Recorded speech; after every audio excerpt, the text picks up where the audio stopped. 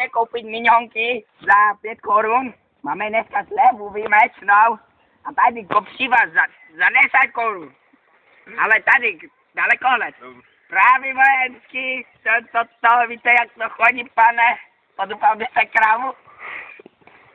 Tady, daleko hned.